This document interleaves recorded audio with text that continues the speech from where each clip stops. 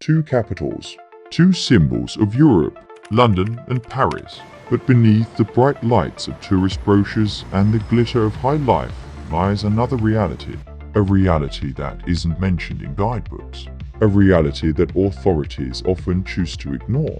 Today, we'll investigate and tell the truth about illegal immigration, which is tearing apart the social fabric of two great powers. Who are these people coming here illegally? They're not a homogeneous mass. Among them are those fleeing war and poverty. But there are also those lured by the illusory European paradise social benefits, easy money, and a life in the shadows. Let's look at the numbers. According to the British government, more than 40,000 people arrived across the English Channel in small boats in just 1 year. That's 3 times more than a few years earlier. And those are only the people who were caught. The actual numbers could be significantly higher. The situation in France is no better. Camps for undocumented immigrants, like the notorious jungle in Calais, are periodically cleared, but people return again and again. We want peace!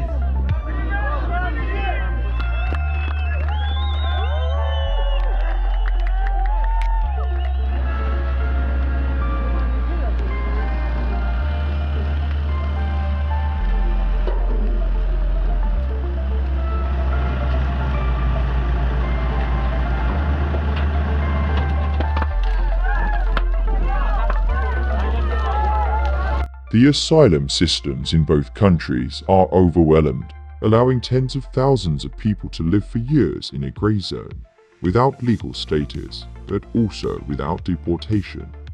One of the most pressing issues in the UK and France is the benefit system. Is it true that undocumented immigrants are heavily dependent on social security? Strictly speaking, an undocumented immigrant doesn't have direct access to most state benefits in the UK or France. However, once they enter the system and apply for asylum, they receive shelter, food, and small cash payments. This costs billions of taxpayers' money, but the main trick lies elsewhere. Migrants often use forged documents or exploit loopholes to obtain legal status. Entire networks are created to facilitate sham marriages or provide false information about persecution in their home countries. Once they receive a residence permit, they gain access to social benefits. Local residents in areas with a high concentration of migrants openly say, "We've been paying taxes for years, and newcomers get apartments and benefits for nothing." Our army, our military, our soldiers come back from war, and what have they got? Nothing. They're sleeping on the street, some of them. These are put in hotels. Do I feel that a lot of their fears have been hijacked by the racists? Absolutely. Can you give me an example of one of the things that's happened that you think shouldn't be going on? Cannabis smoking. Sometimes me and my husband can't sit in the garden because we can smell the cannabis. This bitter sense of injustice is a powder keg for a social explosion. Now let's move on to the crime statistics themselves. Claims of a 623% increase in rapes are a figure that doesn't even need to be verified by official sources. But even without the shocking and seemingly unverified figures, the statistics paint a disturbing picture. In 2020, then French Interior Minister Gérald Darmanin stated that undocumented immigrants accounted for 50% of all those arrested for street robberies in Paris, even though they constituted only about 15% of the city's population.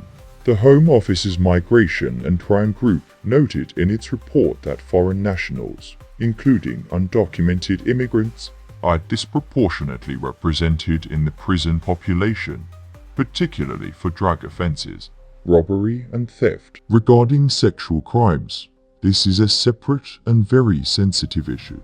Following a series of high-profile gang rapes in Rotherham, Telford, and other British cities, investigations revealed that a significant proportion of the perpetrators were men of Pakistani descent. These gangs operated with impunity for years because the authorities feared accusations of racism. This problem continues to worsen due to multiculturalism policies and the fear of being accused of racism. For decades, authorities turned a blind eye to problems in migrant communities, Police hesitated to take decisive action. Social services feared appearing intolerant.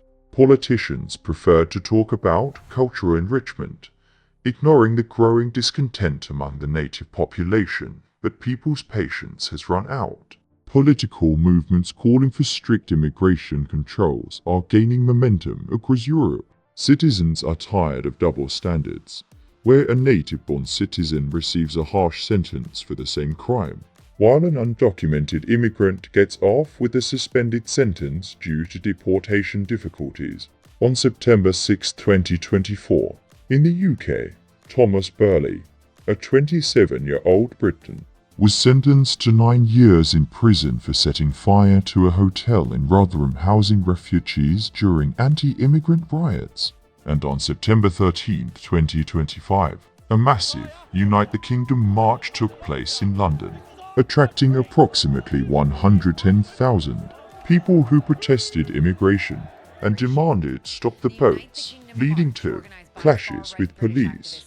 Now, let's start with the UK. The country has become the undisputed leader in Europe in one shameful statistic: mobile phone theft. Just think about it. 39% of all phones stolen in Europe come from the UK, despite the fact that British users make up only 10% of the customer base. Since 2021, the number of smartphone thefts in the country has increased more than fivefold, a staggering 425%. Around 230 phones are stolen in the country every day, and in 2024, street robberies increased by 50%, reaching 483,000 incidents. And this is just the tip of the iceberg, as many victims don't even report them to the police. London alone accounts for 42% of all phone thefts in the country. In 2024, more than 70,000 phones were stolen in the city, 40 more than the previous year. The damage is estimated at an astronomical £17 million annually. Sweet-talking niggers and Indians act extremely professionally. Thieves on scooters and electric bikes snatch phones from the hands of passers-by. The devices are instantly blocked from tracking by wrapping them in foil or special covers. These are not random thieves, but well-organized gangs. Their list of exploits certainly doesn't end there. In 2024, a record 20 million thefts occurred in British stores. That's more than 55,000 incidents per day. Business losses exceeded £2.2 billion, which directly impacts prices for honest citizens.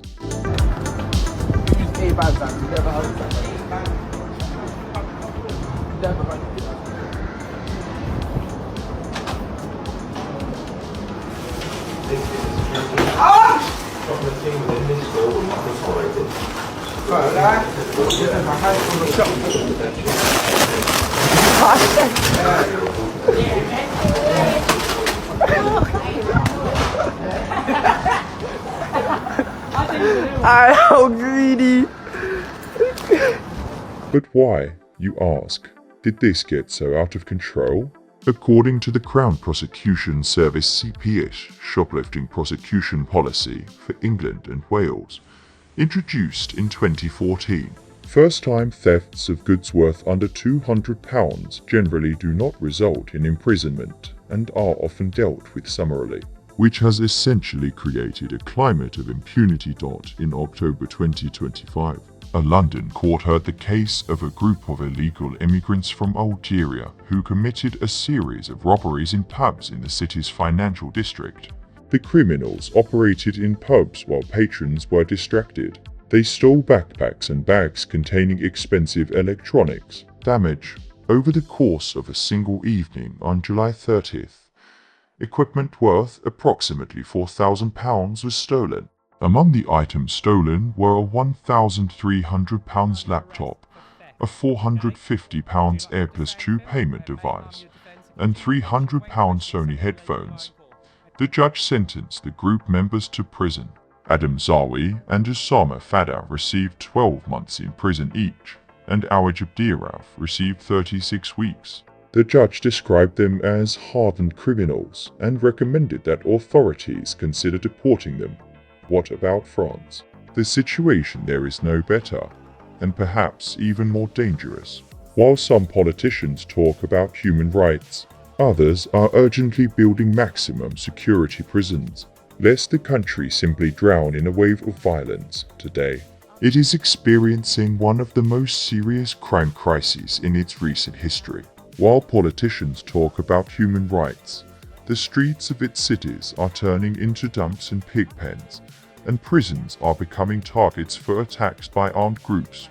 This is not a Hollywood blockbuster scenario, it is the reality of 2024 to 2025. And today, we will show you the ugly truth. France's second largest city, Marseille, has become the epicenter of a bloody war for control of the drug market. The confrontation between two gangs, Yoda and Des Mafia, is already being openly described as a bloodbath by local authorities and media. In the first 8 months of 2023 alone, 51 people were killed in gang-related clashes. By comparison, there were 31 victims in all of 2022. These gangs are responsible for 80% of all drug-related murders and attempted murders in Marseille. This incident is not isolated. As Richard Dati, former mayor of one of Paris's districts, stated, occur on the Champs-Élysées every day on the night of August 25, 2025, right under the Eiffel Tower on the Champs-Élysées. A 17-year-old Libyan man raped a 37-year-old Italian woman. And somehow, I am not surprised that the suspect turned out to be an illegal immigrant. Official reports confirm a disturbing trend. A significant portion of crimes in France are committed by foreigners, with those from North Africa, Algeria, Morocco, and Tunisia, as well as the Sahel region being particularly prominent. In Paris, over 40% of assaults and sexual harassment on public transport are committed by people from these regions, clearly demonstrating the remarkable impact these individuals have on such crimes. It's horrifying that even teenagers are becoming victims and perpetrators. One only has to look at the story of this 16-year-old boy who was beaten to death by 30 attackers in the La Patinelle neighborhood, with the murder itself broadcast live on Snapchat. Since 2021, hiring a hitman in France has become as commonplace as hiring a contractor. And if previously murders were linked to the seizure of new territory for trade, now they are more like vendettas, bloody revenge, niggers, Hindus, and fierce representatives of Islam to satisfy their animal instincts under the guise of religion. France is actively trying to combat the chaos, but with only partial success. Since the beginning of 2023, 1,144 dealers have been arrested in Marseille, a 26% increase, and 740 weapons have been seized, including 62 Kalashnikov assault rifles. In June, one of France's most wanted drug lords, Mohamed Jeha Aka Mimo, was arrested, but the war extended far beyond the troubled areas.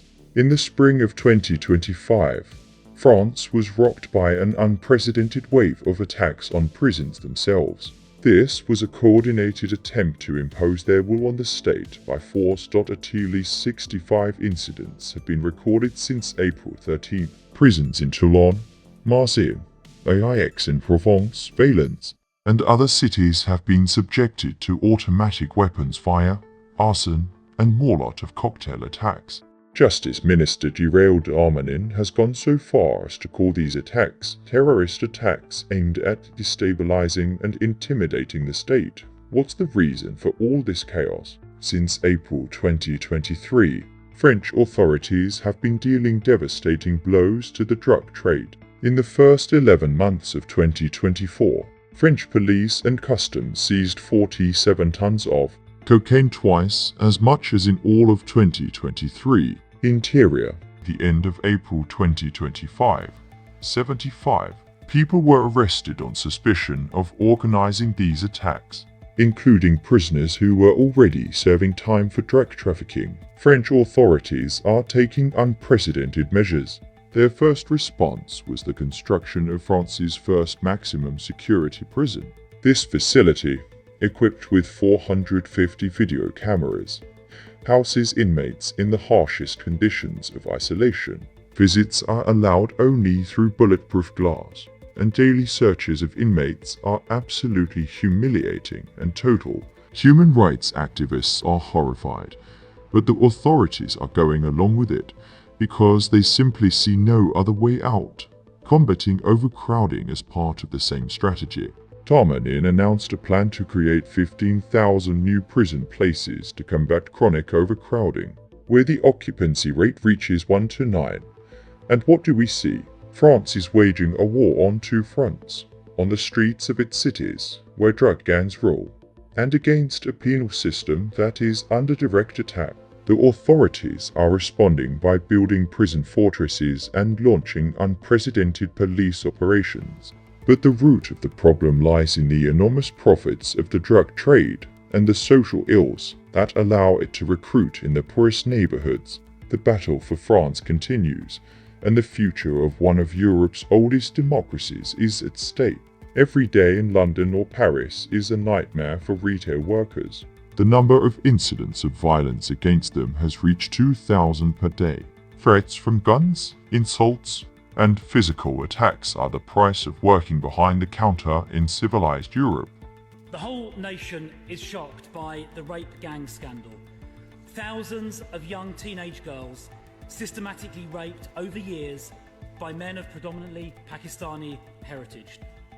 Girls like Jane, who was repeatedly gang raped at the age of just 12. The police found her being abused by an illegal immigrant. But instead of arresting the illegal immigrant, they arrested her. The economic impact of £2.2 billion in losses from shoplifting isn't just an abstract figure. These are direct business losses, offset by rising prices. So, you, the viewer, are paying for this chaos out of your own pocket twice. First, by taxing the police, who can't cope, and then by paying for the shoplifting. The main problem is a lack of will. Politicians are afraid of being accused of intolerance. For years, they turned a blind eye to problems in migrant and criminal communities, and now they are reaping the bitter fruits. As long as people in power put abstract European values above the safety of their own citizens, the situation will only worsen. The truth cannot be hidden behind pretty facades. Crime in England and France is not a coincidence, but the result of years of deliberate inaction and complacency. If you are tired of being afraid, if you want to live safely for yourself and your children, you must demand change. Demand tough measures, immigration control, real punishment for criminals, and the dismantling of organized gangs on the morning of May 13, 2025. 3 masked men attempted to kidnap the daughter of the CEO founder of the cryptocurrency exchange Paymium in central Paris. The attack occurred on a street in the 11th arrondissement, while the woman was walking with her partner and young child. The assailants attempted to force her into a white van, but the woman's companion and bystanders who came to her aid were able to fight back. One bystander even picked up a pistol dropped by the attackers. All these words are just the tip of the iceberg. Behind every single story are thousands upon thousands of others that don't make the headlines. They prove that the criminal chaos caused by uncontrolled migration is not a fiction, but a harsh reality faced daily by residents of London, Paris, and hundreds of other European cities. The authorities are inactive. The police are failing. The only ones who can change the situation are us, ordinary people, demanding order and security. So what should we do? The problem isn't immigration per se. Legal, controlled migration is good for the economy. The problem is the illegal, uncontrolled flow, which mixes genuine refugees with economic migrants and outright criminals. There is a way out, but it requires political will and, above all, radical and immediate action. The first is strict border control, strengthening patrols of the English Channel and cooperation with French authorities. The second is to accelerate deportations by creating an effective system for the rapid return of those who are not eligible for asylum. The third is court reform to end the practice of endless appeals that drag out deportation for years.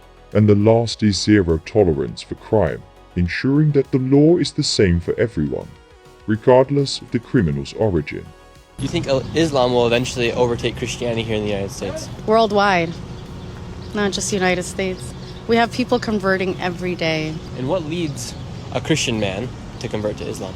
When they read the Quran and they find the truth, and they read it in English, and they see how peaceful Islam is.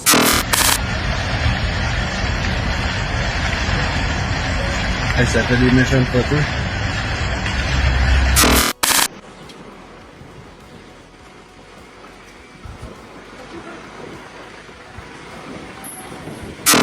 When Muslims go and conquer the adjacent country, what do? We kill them all? No. The Prophet says, the first thing you do is call them to Islam. If they accept it, leave them. Khalas, they're Muslims, we go. If they refuse, then tell them to pay taxation, jizya. If they refuse, then we have to fight. And if we fight you, then we capture you, you become our slaves, and we take your land, and you take where... Because you refuse, I give you two good options. Oh, two good options, you give me two good options. Either convert to Islam, pay ridiculous amounts of money, or we kill you. Yeah, two good options, perfectly fine, perfectly acceptable. Allahu Akbar! Allahu Akbar! Allahu Akbar! Allahu Akbar! Allahu Akbar! La ilaha illallah! La ilaha illallah! Muhammad Rasulullah! Muhammad Rasulullah! La ilaha illallah! La ilaha illallah! Muhammad Rasulullah! Allahu Akbar! Allahu Akbar!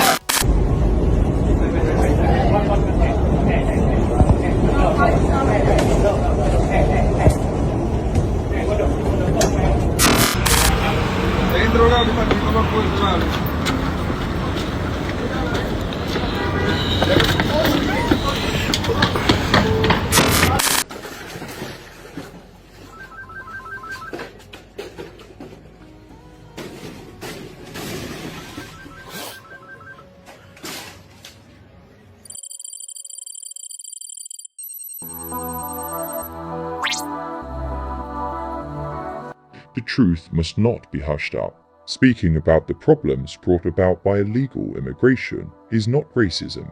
It's caring about your country, your family, your future. As long as we're afraid to call a spade, the shadow over London and Paris will only deepen. Share this video if you believe the truth needs to be heard.